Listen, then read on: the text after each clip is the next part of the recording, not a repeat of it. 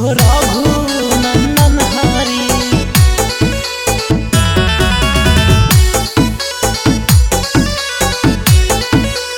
रघु नंदन हरि।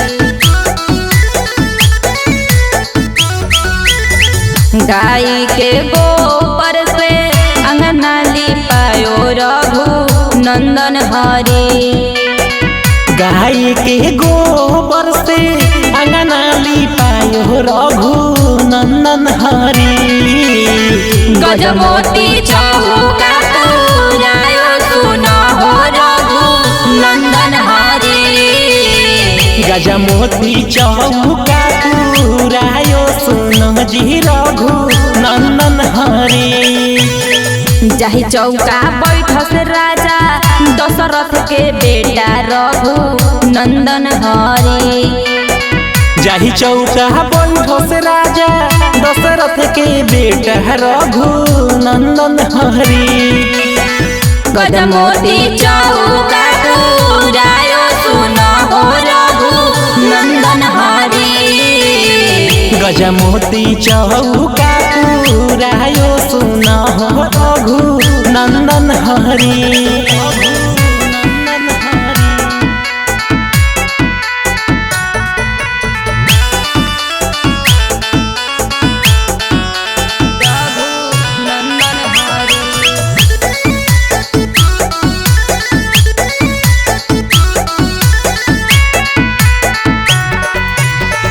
जरेल जगमग मंगल दीप हो।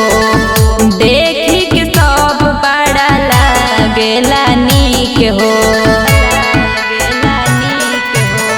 जरेला जगमग मंगल दीप हो। देखी के सब बड़ा लागेला नीक हो। जाहि चौका बैठस चारो राजकुंवर करे चंदन हरि।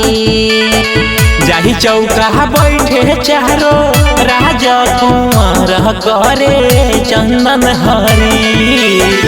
गजमोती चौका पुरायो सुनो हो रघु नंदन हरि। गजमोती चौका पुरायो सुनो रघु नंदन हरि। नंदन हरि।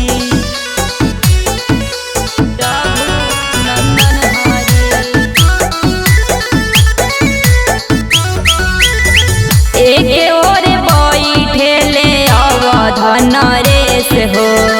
हाथ जोड़ी खड़ा दूजे बाड़े मिथिलेश हो। एक ओर बैठेले अवध नरेश हो। हाथ जोड़ी खड़ा दूजे बाड़े मिथिलेश हो। माथे झुकाई मुसुकाई करेले अभी नंदन हरि। माथा झुकाई मुसुकाई करेले अभी नंदन हरि। गजमोती चौका पुरायो सुनो हो रघु नंदन हरि। गजमोती चौका पुरायो सुनो रघु नंदन हरि।